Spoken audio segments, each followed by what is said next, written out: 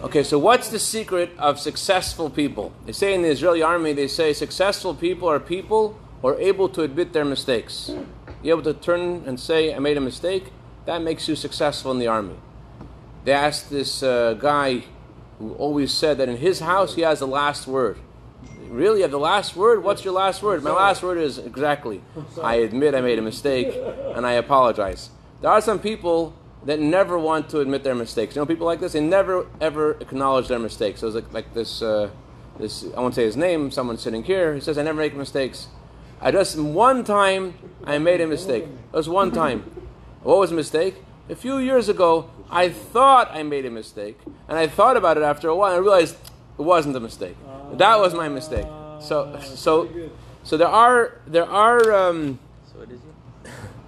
there are difficulties we have with acknowledging our mistakes. It's not easy.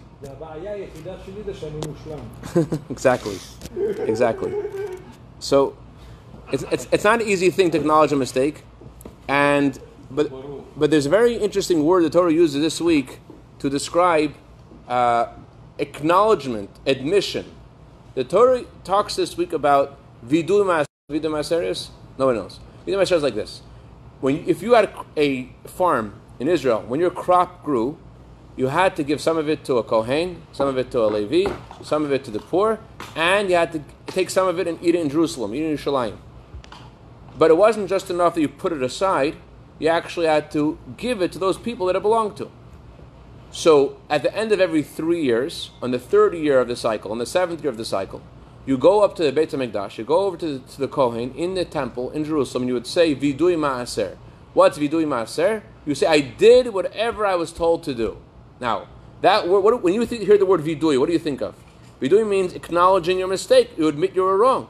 But here, the Torah uses the word Vidui to say, to give yourself a pat on the back and say, yeah, I did it right. I didn't do anything wrong. I didn't forget anything. That the Torah describes as vidui. Why is it called vidui? It's the opposite of vidui.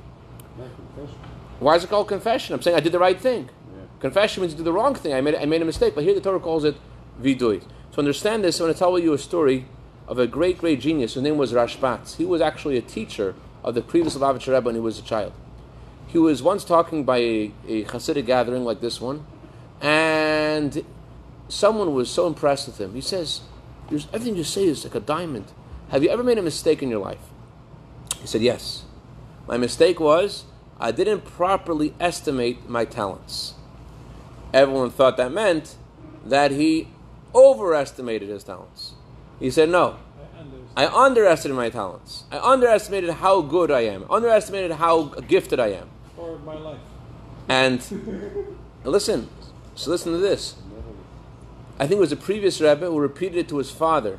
And he told him what he said. And the Rebbe said, Rabbi Cashapp said, this is the path of chassidut. This is the path of teshuvah. Now, you would think the opposite. Teshuvah is about acknowledging you made a mistake and fixing it. He said, no. Realizing how good you are is the key to doing teshuvah, is the key to coming back to Hashem. And this is something which could really open up doors for us in our lives. It's something which is true both for our past, for our present, and for our future. What's the most important day in your life?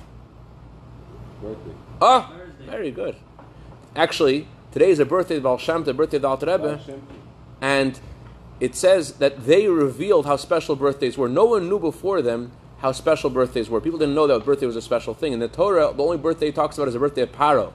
So no one thought a birthday was a good thing, but they revealed how special being a birthday is. The reason why a birthday is special is because a birthday is the day where God says to you, the world cannot go on without you, and you have something to give the world that no one else can give. Yeah. So God says to you on your birthday, I believe in you. There are all these souls in heaven that are stuck in heaven. They're not sent to this world. A lot of lofty, holy, special souls. Right? And God says, no, you matter. You're important. I want to bring you to this world because you have a mission to do. That's what God told each of us on our birthday. That's why our birthday is the most important thing. I heard this explanation. Today is not my birthday, but I was saying it to myself in the mirror. So this is what we say. It's true. We say every morning, Moda Ani. In Moda Ani we say, Rabba Munatecha. Great is your faith. When Hashem has faith, I heard explanation of great is your faith in me. You believe in me, and that's why you gave me my specific talents and opportunities that you didn't give to anybody else. What's the first thing God did when He made man? God said, I made man in the image of God. Not only did God make man in the image of God, what's the first thing God told man to do?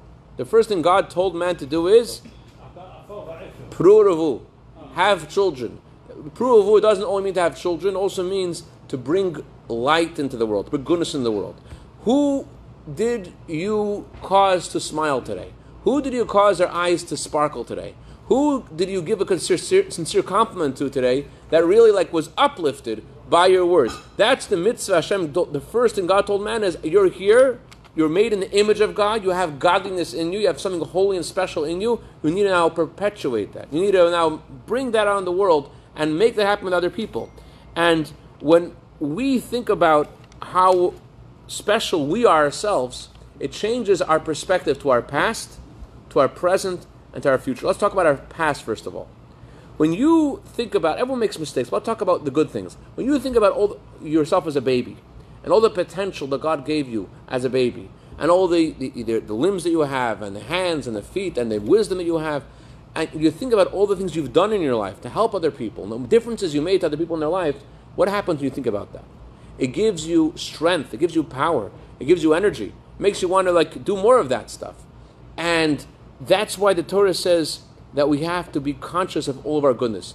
There was a rabbi, whenever he has a new class in yeshiva, he has a gathering with them, and he asks the boys to write on a piece of paper 5 things that you excel in, 5 of your talents. Let's say I did this today. Let's say I asked each of you to write on a piece of paper 5 of your talents. You know what would happen? Do the rest of it right now. Write down 5 of your talents. What happens? He doesn't need to write down. He knows already. No one wants to do it. Why does anyone want to do it? Everyone's embarrassed. They start smiling. Why not? Why don't you write down your talents? Why not? You think because it's arrogant, right? You think it's arrogant. It's not arrogant. There was one boy, he asked the boy, he says, well, how come it's so hard for everyone? One boy says something very smart. This boy from Germany, very smart boy, he said, because the moment the evil inside of you, the Yetzer Hara, the evil inclination inside of you, the moment you're aware of your talents, you make his job so much harder. The moment you know how good you are, they'll have a much harder job to bring you down. The moment that you know what God gave you, he won't be able to bring you down. So that's why the Torah first says, Da ma'ayin bata, know where you came from, know all the things you've done in your life. And not only that, you should also know, Ana taholech, where are you going? Think about, you should repeat to yourself. You should repeat to yourself your successes. Once in a while, you should repeat to yourself the good things you've done in your life. And know, whenever you make a mistake, it weakens your drive to do it. It causes a blemish in the neshama. You don't want to do good. Because when you make a mistake or you fall, you start questioning yourself, am I good? Am I bad? Who am I? And you lose the energy and the motivation to do good. So therefore, the Torah tells us, what that mean? What does that mean? Rabbi Nachman Bratislav explains, he says, you have to think about you see a lot of mistakes you made. Everyone makes mistakes. What happens is, when you think about your mistakes, you lose all the drive to do anything good in your life. So you need to, when you make a mistake, you know what you need to do? You have to think about, to find that pointing that's good. Find that goodness that is in you. And when you think about it, then the evil disappears. The evil in you disappears. What makes you go down? What makes you make mistakes? The mistakes that you make are because you think about yourself and you look at yourself as negative, as bad. The moment you richen your perspective of yourself, you look at the goodness in yourself, it makes you have energy to want to do. And this is the explanation of the order of our prayers. In our prayers every day, we just did mincha. First we ask God for intelligence, and then we say to God to forgive us. It would make sense, the first thing we do is, before we start talking to God, ask Him for things, is first forgive us. And the first thing we do is to ask Him for intelligence. Because in order to have the motivation in the future to want to do things better, you have to first have the intelligence to know how great you are, to how wonderful you are, to know what wonderful gifts that God gave you and how special you are. The moment that you know about that, then you start challenging yourself and say, well, I could do more. No one wants to throw anything away. They did this study in America. They took these group of people and they said to them, hey guys, anybody who walks 10,000 steps a day will give you $100. They did a study about motivation. So they said to this group of people, walk 10,000 steps in one day, we'll give you $100. Okay. Took another group of people. They didn't just tell them they're going to give them $100. They gave them all $100. And they said, anyone who does not walk 10,000 steps today has to give back the $100. Who do you think was more motivated? The second was motivated, that's right. Because once you have something, you don't want to let go of it. So once you realize how special you are, it does three things. First of all, when you realize how special you are, number one, it gives you the power to withstand the temptation. Everyone has their own temptations, has their own challenges. When you think about how good you are and what goodness you have inside of yourself, it gives you the power to overcome temptation, to fall. When you think about all the times that you won the temptation, you did the right thing, it gives you the power to withstand it. Number two, it also makes you bothered by mistakes that you make. When you think about how good you are, then you're bothered by the little mistakes that you do because you're thinking, this is beneath me, I shouldn't be doing this. When you think about your goodness, then you say, I shouldn't be doing this. There's a third thing it does. When you think about your goodness, the third thing that it does is, besides the fact that it gives you power, and besides the fact that it makes you annoyed by the mistakes that you make, a third thing that it does is it opens your horizons to do things you never thought possible before. There was a gentleman in Belgium, in the synagogue of Rabbi Savititsky, and he asked him, Rabbi Savititsky asked this man to give a donation to help people to have food for the Chag. Now, before Shoshana, a lot of people need help with the Chag. So the guy's like, everybody has enough money to have for food for the Chag. They're just a joke. It's not real. So this guy went to the synagogue one day, and he's learning Torah, and he went to go make himself a coffee. They have a coffee station, that synagogue over there. And he goes to the coffee station, and there's a little thing of milk, a small carton of milk. And these two kids take a cup of milk. So he tells the kids, dudes, you want a cup of milk? Go home. The milk here is for everyone to have coffee. Take a little bit of milk in your coffee. It's not for everyone to take a whole full cup of milk. So the boys told him, we would love to go home and have a cup of milk, but we don't have any milk at home. That really hit home. And he went over to Rabbi, he says, I'm in, and I'm going to give. And he started giving every single week. And when 1 week passed and he didn't have a chance to give, he said, I was missing something. Because when you start to give, when you start to do, start believing in who you are and what you're doing, you identify with it. There was a Chabad boy who was on an airplane with his rabbi, and they're going to Israel, and they asked him to put on tefillin. The guy didn't want to put on tefillin. So the boy, he says, this guy says, you should put on tefillin. The guy said, tell me why I should put on tefillin. He said, no, you want to know why? Go to my rabbi. I want you to come to my rabbi will explain to you why to put on tefillin. So they go walk over to the seat. The guy comes and says, why should I put on tefillin? He says, I'll tell you why you should put on tefillin. He tells him, he says, I don't want to, that's not for me. He says, what's your name? My name is Yerucham Kohen. Kohen? You're a Kohen? Yes. Can you please give me a blessing? Blessing? I give you a blessing? He says, yes. You have holy hands. Please raise your holy hands and please give me a blessing. He says, I don't know how to do this blessing. He says, I'll do it with you. He raises his hands. He says, Yevarechecha, slowly, every word, Vishmerecha, Yarash Ampani Velecha Nichoneka. The guy got very emotional. And he said, I want to put on tefillin. He put on tefillin and he started to cry. What happened to him? What happened to him? He identified with his goodness. He's a Kohen. He's able to give a bracha to someone. When you identify and you realize how much goodness you have, that's what motivates you to want to do more. That's what the Torah says. You should know where you come from. You should know where you're going.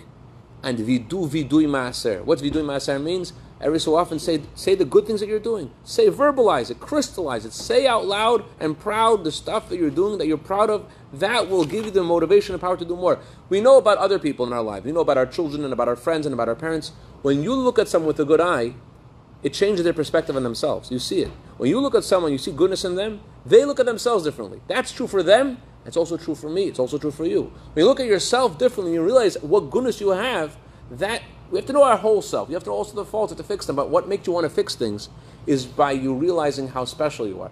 There's a verse in Song of Songs, I was dark and I was beautiful. And the Midrash says, in the place that I was dark, that's where I was beautiful. What does that mean? Baal Shem Tov gave the following parable to explain this. Baal Shem Tov said, there was a guy who threw rocks at a king's portrait. And the king's guards see this guy throwing rocks at the king's portrait. They tell the king, Your Majesty, this guy is throwing rocks at your picture. The king says, it should be off with his head, right? Yeah. No.